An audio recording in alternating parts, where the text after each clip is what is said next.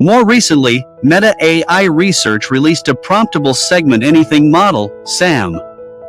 By incorporating a single user interface as prompt, SAM is capable of segmenting any object in any image or any video without additional training, which is often referred to as zero-shot transfer in the vision community.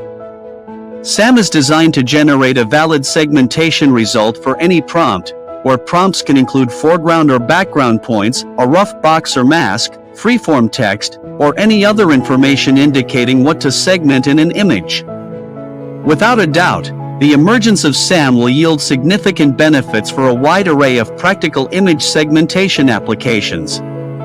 Researchers from University of Alberta conduct a series of intriguing investigations into the performance of SAM across various applications, particularly in the fields of natural images, agriculture, manufacturing, remote sensing, and healthcare.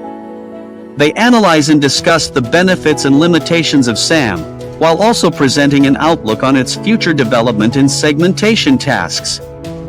By doing so, they aim to give a comprehensive understanding of SAM's practical applications.